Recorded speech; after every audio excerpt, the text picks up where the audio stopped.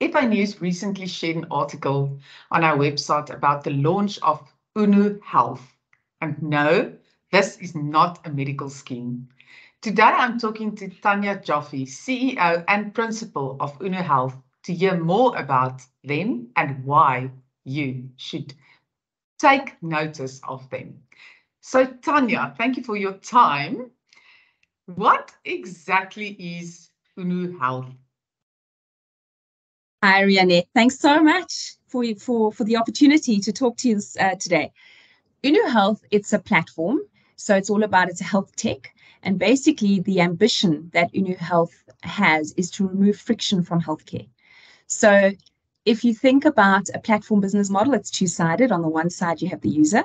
On the other side, you have the partners. And these partners provide primary healthcare solutions. And the users can then access those solutions, those services, access to doctors, pathology, etc., leveraging technology. So remote tech allows you to access remote like you do your banking, quality, and reduces cost. Tech drives efficiency. So that's what Unu Health is about, delivering healthcare that makes you smile. Are you linked to specific medical schemes, or how does that part work? So what we've done is, as we are Standard Bank seed funded, and with Standard Bank as our first partner, Standard Bank has launched 5 primary healthcare plans. So they are not medical aids. They don't subscribe to the PMBs. Okay. They are insurance exempt plans. And 3 of them are actually non-regulated. They're effectively self-insurance. So they deliver incredible value. Okay. Unu Health spotted a gap clearly. Talk us through that, and maybe we can touch on the big issue of presenteeism and absenteeism. You're right, there's a big gap in the market. So it's actually remarkable. Since 1974, the number of people that have access in South Africa to private healthcare has barely moved. So it was just short of 10% of the population in 1974. And today, it is between 16 and 17%. So that's almost, 40 years later. So what you can see is that private healthcare has not grown in terms of its inclusivity. And that's what we want to address. We want to basically make private quality healthcare accessible on an affordable basis to South Africans that have typically been marginalized in terms of that access. And we're starting with the 5.5 million formally employed South Africans. So those people that actually work formally, but can't afford a medical aid. Okay.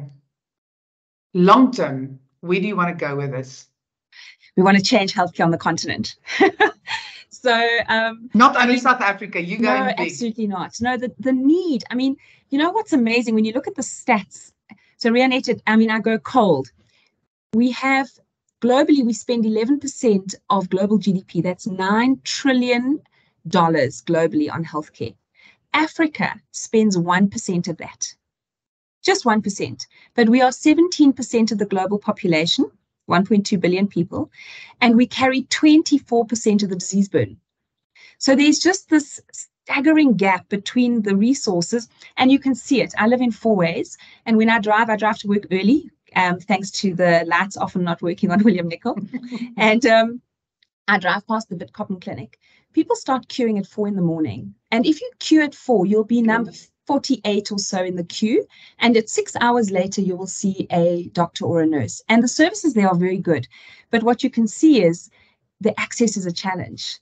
You know, so if you go to, and they're open early, but if you go too late, they'll simply cut off the queue and say, sorry, these people we won't get to today, so please come back tomorrow. So you can't get the care you need because simply there's more demand than we have capacity. And so our vision absolutely is, how do we leverage technology, Pan-African, 167 billion is going to be spent this year alone in health tech. And we can see it, telemedicine post-COVID has seen huge adoption. You can see diagnostics, and it's amazing. You can wear a device on your arm and it'll monitor your blood glucose, and you just swipe it with your phone to see the reading. So diagnostics are here. Then you can do a selfie. So we've got this technology now embedded in Unu where you do a selfie and it gives you a full health check, your BMI, your lipids, so your cholesterol count. It's amazing. So the health tech is available. It hasn't been democratized in terms of making it accessible and usable to people that are marginalized. And that's what we're going to do. And if I understand it correctly, that accessibility is as easy as having a cell phone, right? Exactly. So ideally a smartphone. And so a smartphone sort of like an iPhone 2018 is adequate, which actually will no longer be just supported in about a year. So it's not a very high-tech smartphone. And bearing in mind, Apple only has 16% market share in Africa. So it's actually not it's typically a Huawei, a Samsung, and a lot of other brands we don't even see in South Africa. And what we've done is we've zero-rated the app because we know data is a friction point. People don't have and can't afford data. So it's zero-rated. You access it via PWA, so it's a web-based app on a smartphone. And in our target market, so formally employed, semi-skilled people in South Africa, there's about between an 85 and 89% smartphone penetration. We've done that same research in other markets that we're going to go into this year, and the penetration is at the same level. Wow. Statistics shows us that many SMEs don't really offer much benefits to the employees because it's perceived to be just too expensive. Your platform is obviously something that can potentially fill that gap. Talk to me about that and how employers sort of get involved here.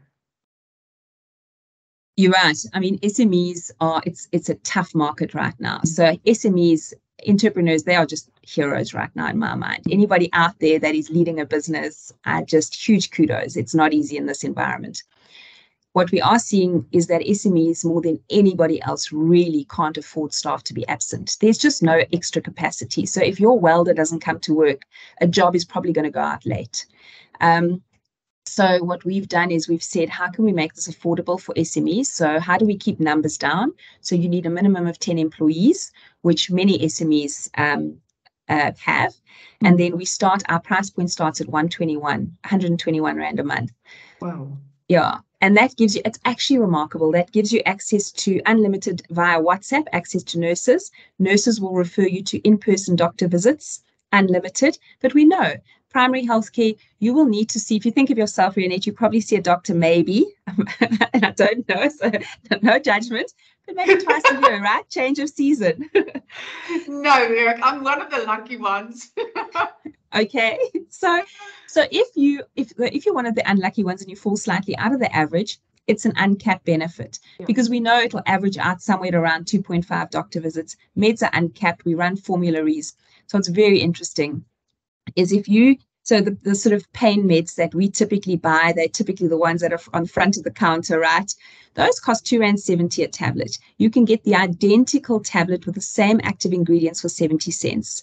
So we work with, and typically they're boxed at sort of 24 tablets for 65 Rand. You can get 5 tablets to sort out your headache for 3.50 Rand. So that's how we make it affordable. We have formularies in terms of the meds. We use technology in terms of WhatsApping a nurse, and the staff love it, especially the millennials. I can imagine. Absolutely. Yeah. Do you use specific networks? Do you have who's the people that people are speaking to? So we did quite an extensive search and due diligence, and we've partnered with the National Healthcare Group.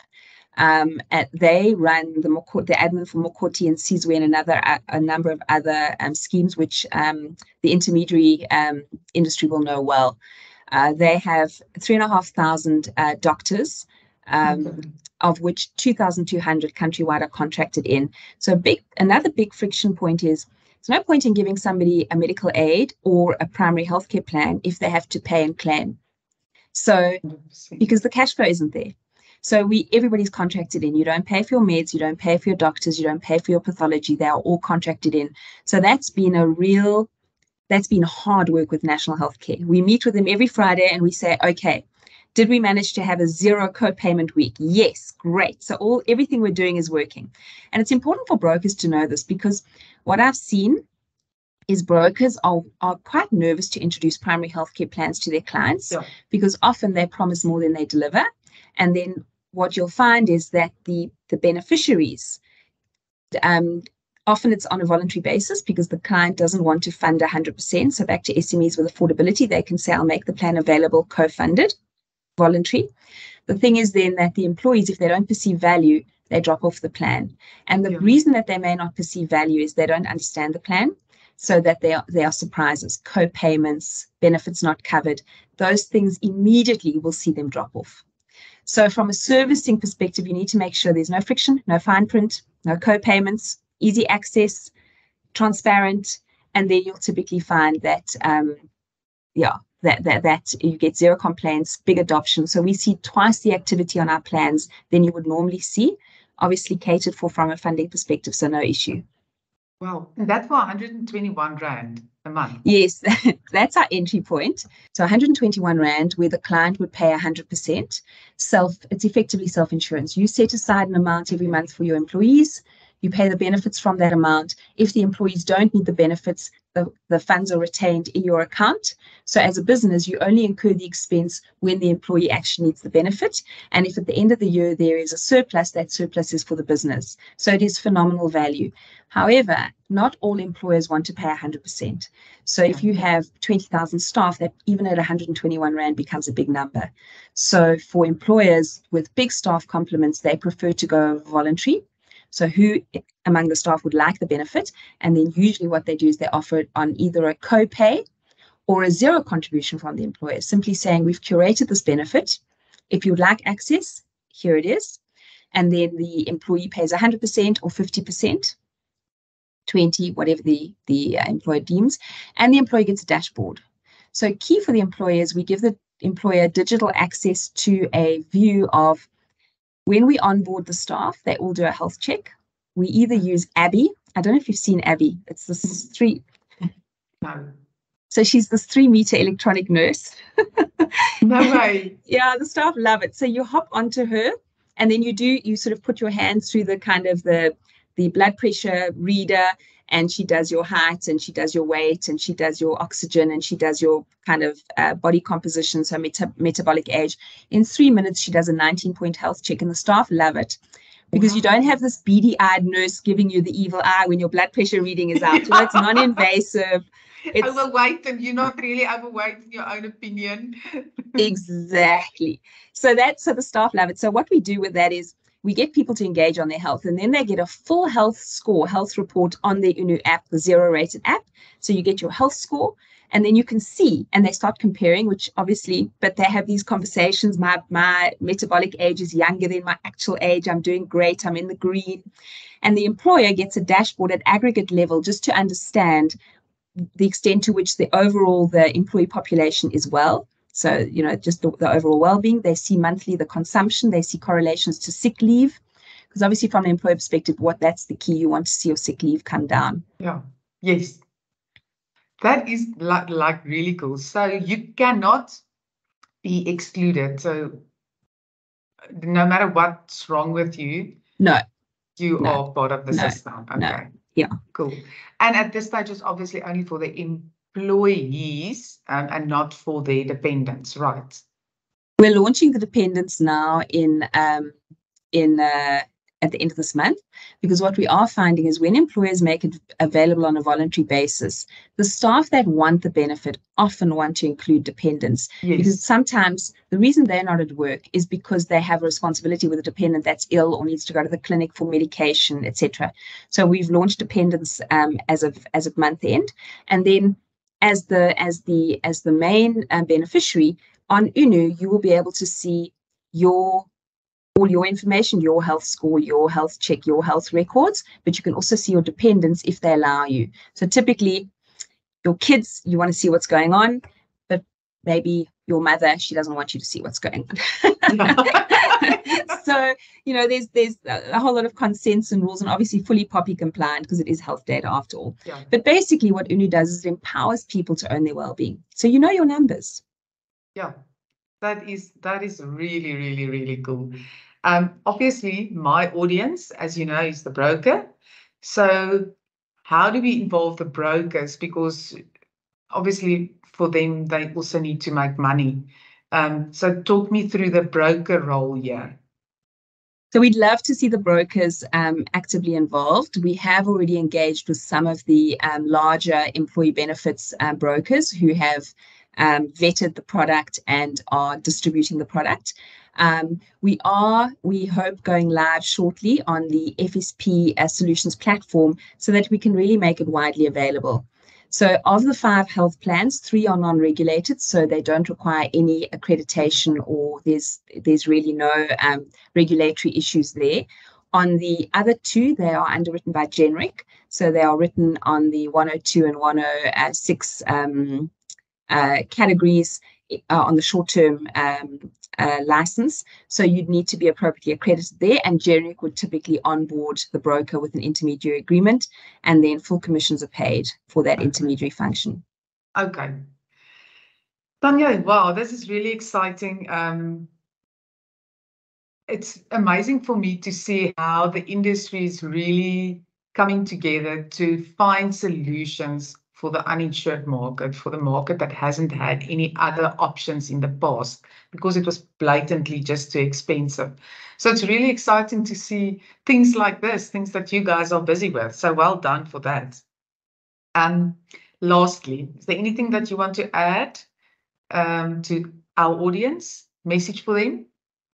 So I would love to invite your audience, Rianet, our audience, to say, come along the journey with us.